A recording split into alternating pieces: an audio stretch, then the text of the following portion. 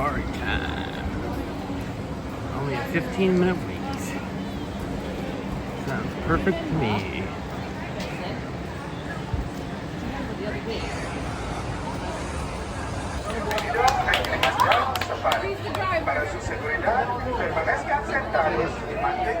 Shelby. I'm going to be your safari guide today out here on the Harambe Wildlife Reserve.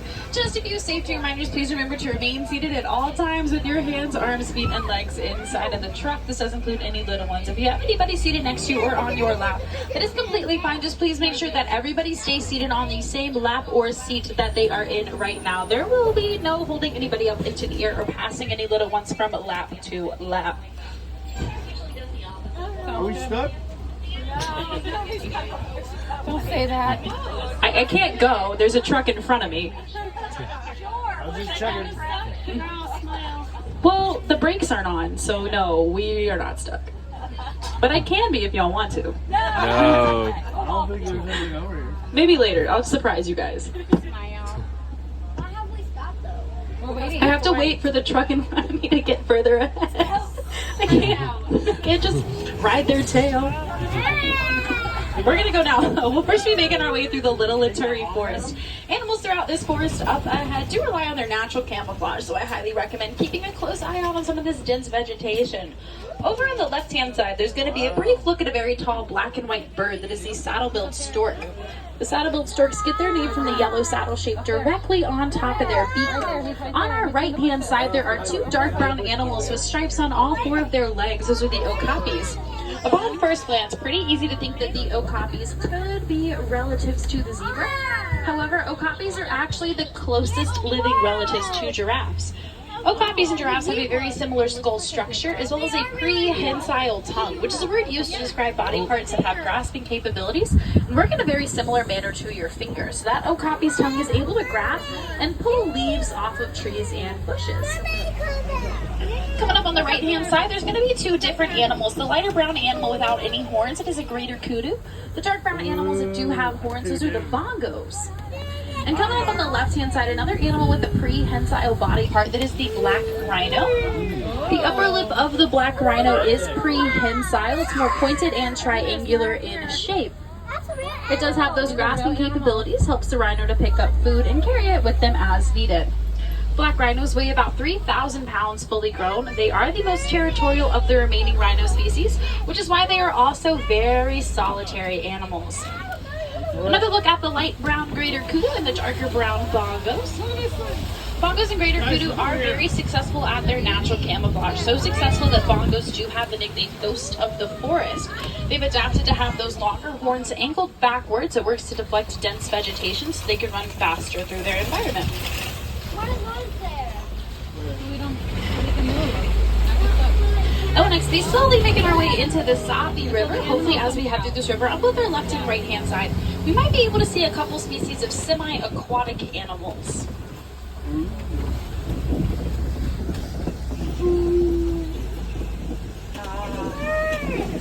Starting off first on the right-hand side, in the back corner, there's a couple of white birds. Those are the pink-backed pelicans. Hello, pelican. Pink-backed pelicans do get the name from the pink skin on their backs. That skin will get brighter during their mating season. On the left-hand side, those are the Nile hippos. A group of hippos just like that is also known as a bloat. They're sleeping or something. Hippos are a semi-aquatic species of animal, so they're able to spend time both in and out of the water. Despite how much time hippos spend underwater, they are not very strong swimmers. Hippos' bodies just completely lack those necessary skills. Instead, hippos will walk or run along the bottom of any water that they're in. They can hold their breath for about 8 minutes at a time on average. It does come in very useful when hippos need to sleep fully submerged under the water. They're also a nocturnal animal, so hippos are more active at night. They do spend a majority of their day resting. On the left-hand side, those are the Nile crocodiles.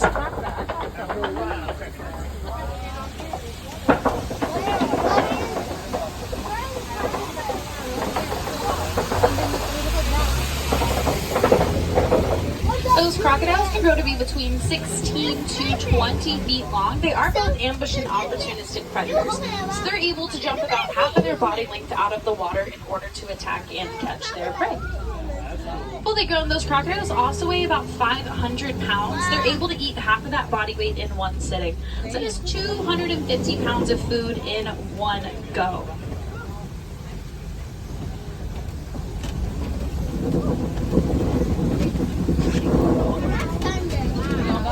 In just a second, we are going to be slowly making our way down towards the very open grassland of our savannah. The savannah is going to be home to several different species of free roaming animals. Looks like I'm able to see a couple different species a little further ahead.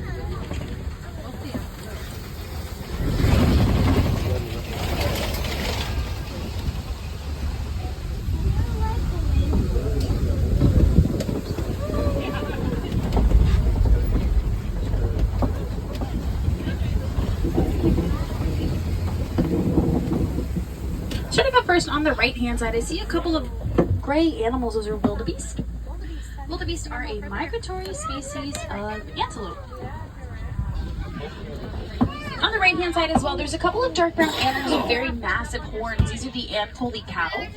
Ankole cattle horns grow to be about 3 to 4 feet long. Inside of those horns is a honeycomb-like structure made out of their blood vessels. Helps them to better regulate some of their blood circulation so their body temperatures don't overheat. We're also going to start to see some taller spotted animals. Those are the Maasai giraffe. We can tell that these are Maasai giraffe because of the rougher edging on the outside of their spots. Their spots are on the left-hand side. 3 of them are going to be laying a little further left, and 3 are going to be within their den. Those are the African painted dogs.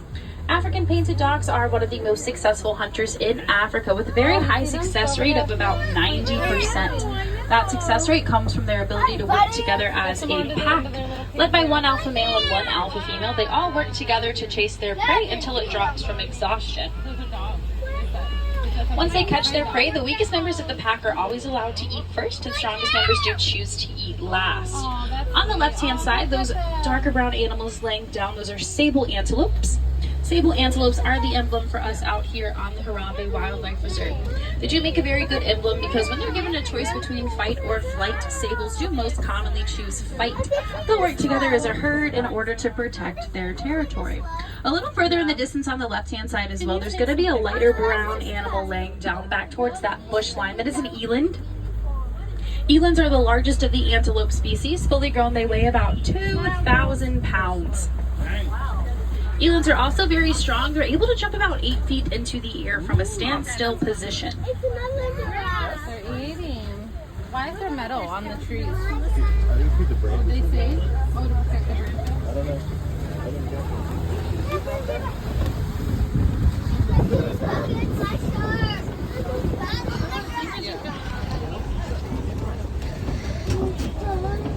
Coming up on the right-hand side, there's going to be a couple of black and white striped animals. Those are the Hartman's Mountain zebras. Hartman's Mountain zebras are the only species of zebra with a dewlap, which is an extra fold of skin that does hang down from their neck. It's a little hard to see her, but the mom is standing up and her baby is laying down right next to her. A little difficult to see, but she loves to sleep like that. Oh, there she is. Oh, she heard us. A group of Hartman's Mountain zebras is also referred to as a dazzle. Hartman's Mountain zebras, as their name suggests, do like to spend time up within the mountain plains. They've adapted to have some smaller and slimmer hoof shapes that help them climb to those higher elevations.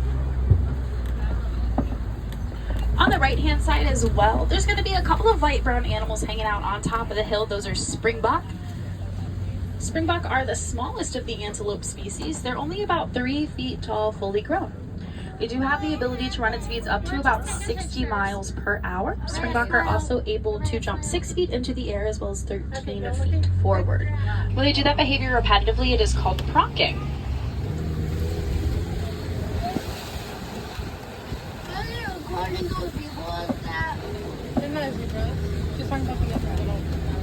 Looks like one last look at a Maasai giraffe. A little further in the distance on the left-hand side.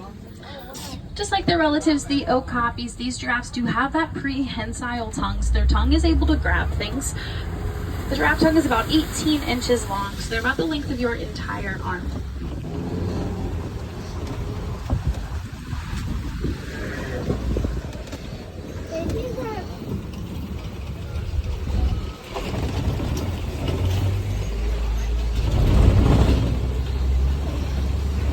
left-hand side, those are the mandrills. And on the right-hand side, I do see an African elephant. So mandrills on the left, African elephant on the right.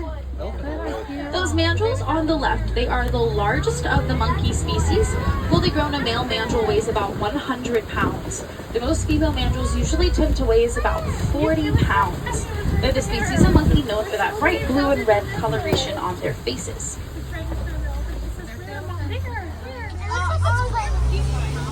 Did you see big, isn't it? So big. African elephants are a highly intelligent and highly social species of animal. They do live within matriarchy, so this means that their herds are both female-led and female-dominated. Females and young will live together within a family herd, but only until the male young reach their age of maturity. Once reaching maturity, male elephants will have to leave the family herd. They leave it either on their own choice, or the females have to chase the males away repetitively until they finally understand that they're no longer needed or wanted around any longer. Once leaving the family herd, male elephants can choose to either live on their own in solitary, or they actually join a small bachelor herd of elephants. Bachelor herds of elephants are very common. It's usually no more than 5 male elephants together at one time. I do see a couple more African elephants coming up on the left-hand side. African elephants, as well as other species of elephants, can use their trunks for so many different activities. They're able to use their trunk to eat, drink, defend themselves, mark their territory, and cool their bodies down. Elephant trunks are made up of about 40,000 individual muscles. That is a very, very massive amount of muscles, especially when you consider how within our own human body, there are only 640 muscles altogether. A group of elephants like the one on our left-hand side is also referred to as a memory.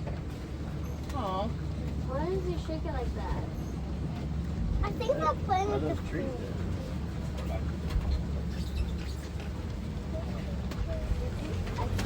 When I was little, I used to thought that. It is so much fun. It is so much fun. Oh, we're going through some water.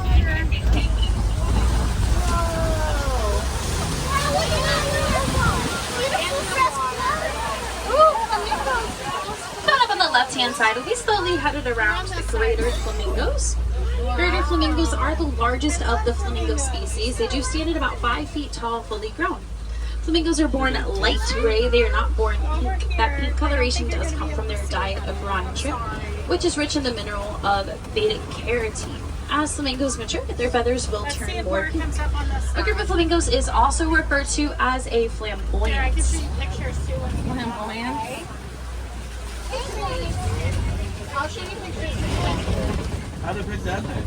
I mean, it makes sense that they're all it's very fun that they're made. Daddy! Yeah. Do you have a drink with you, babe? No, we gotta wait. We're almost back. There'll be more, I'm sure. Hopefully.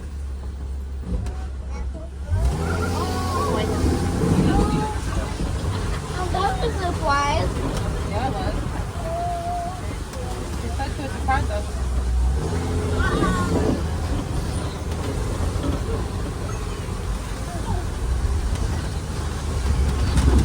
Coming up on the left-hand side, I do see some cheetahs. Cheetahs are the fastest land animals. They can run at speeds up to about 70 miles per hour.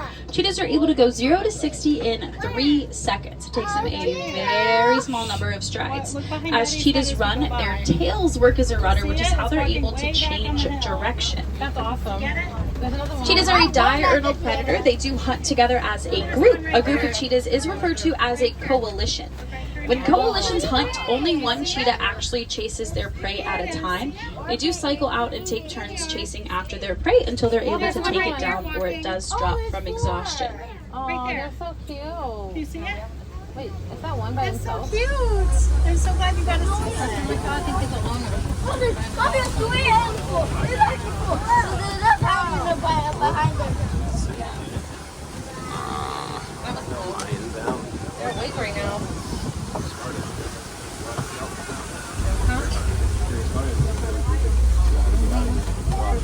Now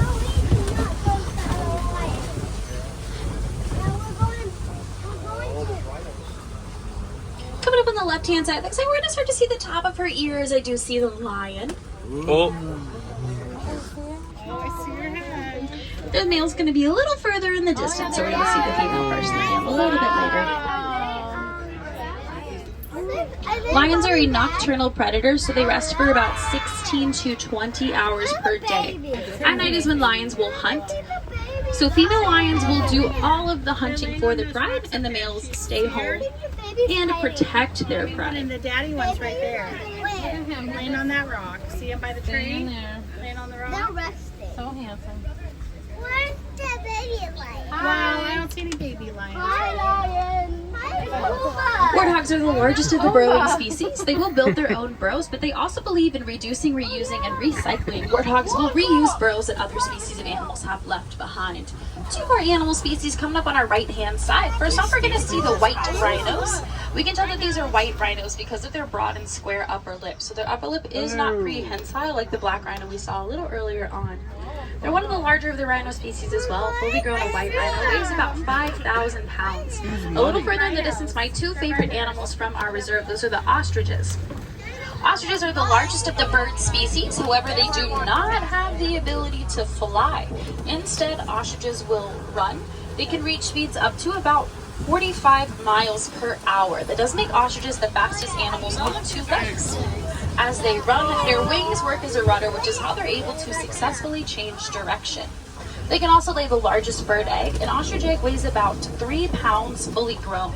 It's very strong, sturdy, and dense. It can hold the weight of a grown adult and not crack. Does it taste good? On the left-hand side, we'll be slowly headed around our warden's post. Looks like the warden does have some Nigerian dwarf goats. These goats are very playful and social animal. They'll play by headbutting one another, chasing each other, or climbing on top of structures in their environment. This does help goats to mature. As they mature, they are raised for dairy production. Their milk is used for products like goat milk and goat cheese. They're also a known species of ruminant, so goats have 4 compartments within their stomach.